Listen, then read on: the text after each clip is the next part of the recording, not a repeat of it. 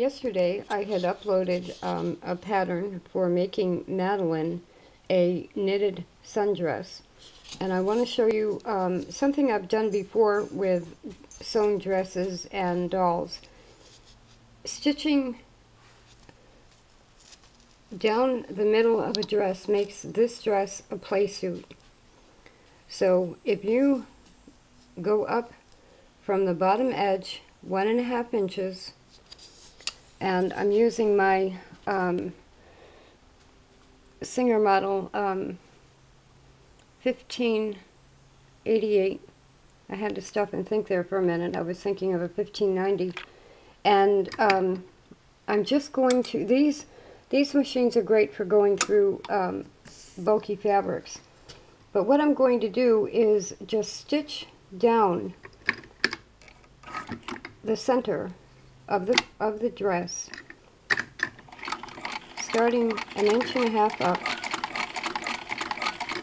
And this is a way, the video about this dress is practicing making socks on double point needles.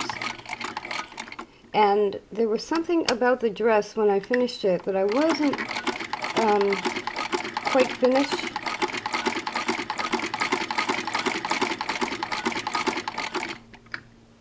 So, and I'm going over that a couple of times and making sure that I go in both directions at the beginning and the end. And obviously what that does immediately is make pants. So she now has a beach playsuit or a baggy beach dress. Now, let me show you the first time I did something like that. This is a yarn doll, and made with spool knit yarn, and I took my pattern for Barbie dresses and put it on this yarn doll, but then wanted to stitch it to the yarn doll so everything was secure. And if I took these the scarf and the belt off, this and maybe used a tighter spool knit piece, this would be baby safe. So that's where I was headed with a yarn doll, and I plan on making these as part of really Quilts for Veterans, but that's a whole nother story. So that's where I started doing it, and I just showed you how to do that with the Madeline beach dress, and now she has a playsuit. And you can take small bits of fabric and cut them into little squares and give her 2 patch pockets right here. You could put a button up here. You could put buttons on the pockets. So you can embellish these simple knitting items to make them more individual. And you know, it stretches because of the ribbing. Madeline can climb a tree in this, as well as go to the beach. So that is what I've done with Madeline's playsuit. But now my next project that I needed to get done was and is a pair of pants for a 4-inch doll that is by Heidi Ott. Now I made a sewing pattern for a pair of pants for her, but I would rather knit them because it might be faster than me. It's just the way I'm disorganized right now. I'm in the middle of moving and finishing up the pattern and all of that. It's easier for me to knit. So we are now going to use 00 double point needles and embroidery floss in double point knitting.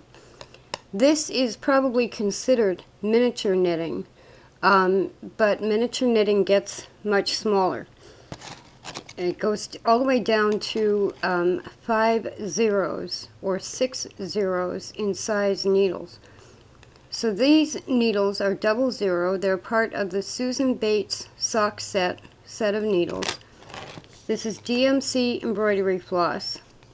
I have 3 skeins of color number 793, and I pulled out 3 skeins because I don't know how much this will take me to make the pants. But anyway, I want to show you, I'm going to be making pants in this video for a 4-inch doll. I'm going to be using the floss and the double point needles, and I wanted to show you a couple of things about knitting with floss. Yarn, commercial yarns are twisted. Floss is only left in strands, and that's so that you can separate it for embroidery or cross stitch. So when you're casting on, and I'm not sure how many stitches I'm going to do yet, what you run into is the floss splitting as you try to cast on a stitch. And this is, again, if you're working toward knitting socks, or basically we're almost past socks now because of the gauge size, but if you were using, say, cotton thread to knit socks, you'd run into the same thing. So that's what, 3 times I've tried to just make a cast on stitch, and it's difficult because the floss is untwisting. So that's the first challenge with knitting with floss. So now what I'll do is I'll go ahead and struggle with this and get my stitches on there and decide how many stitches I'm going to do. And if you were watching for that, you saw that if you just do the whole thing more loosely, you don't run into that splitting.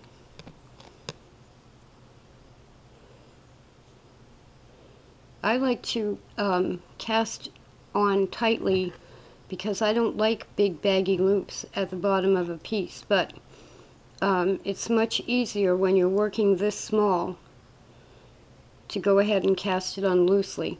DMC floss is 100% cotton, and so it's going to shrink and pull together anyway.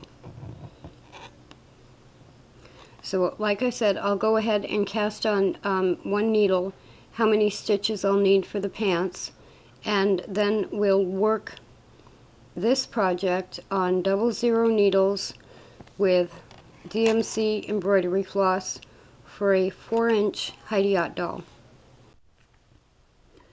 The Susan Bates sock set needles gives you 5, I believe, of each size, and we have the 5 00 double point needles, and I have cast on 40 stitches. Now that seems like a lot of stitches, but I think that's what we need for this project. I then divided the stitches and put them 10 on each needle, as you can see there. My working yarn needs to be off to the right, and this is going to be a little bit more challenging than working with the size 1s and size 3s on Madeline's playsuit or beach dress, because everything is much smaller.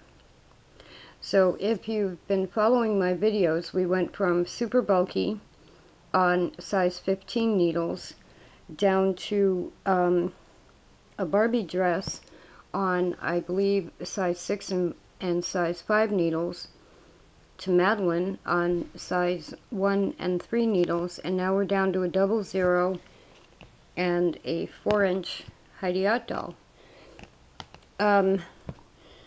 40 stitches on 4 needles, divided 10 stitches each needle, working yarn on the right, the beginning of the cast off edge right here, and with the 5th needle, your first stitch is going to go right in here.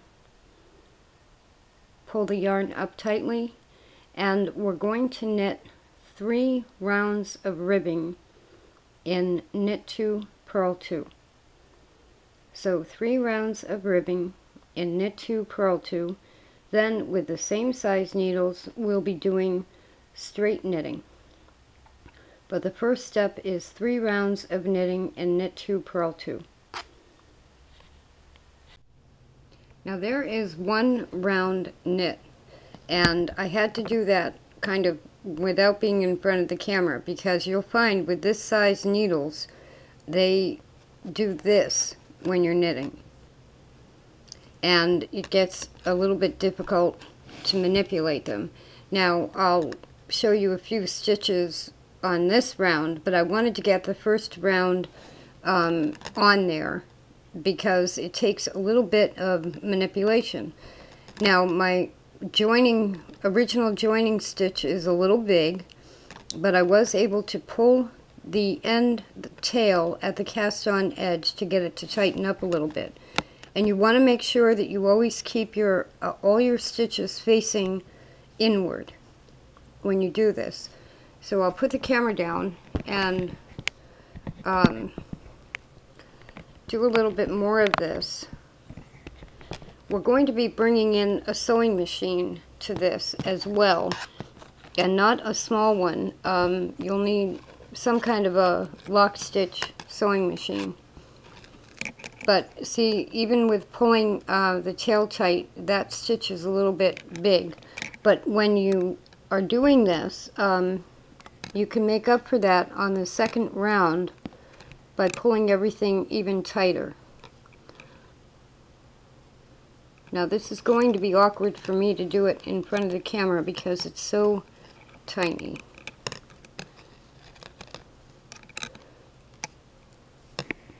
And because, you see, because you have to work at the end of the needles,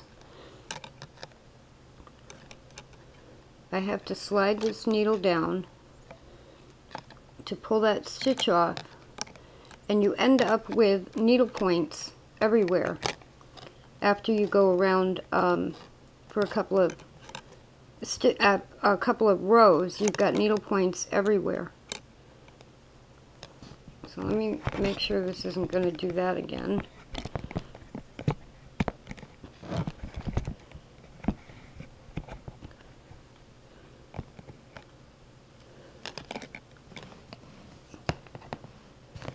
Get them out of the way. And the other thing you're going to run into is the strands of the thread trying to split apart. So all of that commotion just to get 2 stitches done. And you have to be able to pull it really tight.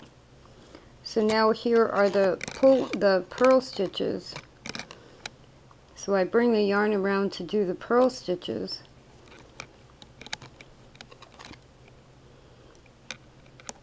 And you can see that the 2 needles on the right have already kind of collapsed into the whole thing, and that gets more and more evident as you go around. But I also have to say, the ribbing is always going to be a little bit challenging at this size, but once you get the hang of it, you actually go a lot faster. If I weren't trying to do this in front of a camera, I would be going a lot faster.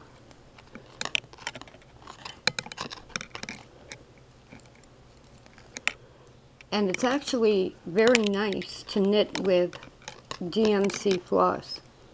I have several miniature doll patterns in my store. These pants are not going to be like though I have a pattern in there for a 6-inch male doll, Heidi Ott doll, or other 1/12 scale male doll, a pair of shorts or pants, and these are not going to be like that. These are going to be different. Now, in my case, I happen, like I said, to be moving, and where normally I would sit down and plan out a whole pattern and almost write the whole thing up before I even started, what I've been doing in the past week or so is just doing it, making a video of it, and I'm going to write down or refine it later.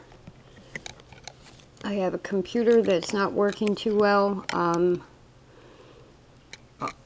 lot of my stuff is in boxes, so. But at the same time, you see, that's the needle hitting the camera tripod and knocking it over. At the same time, this is the perfect time to do knitting projects like this on double point needles. I have one Samsonite case that I use for a lot of my smaller knitting needles, and I can take that case and yarn or floss with me and always have something to knit.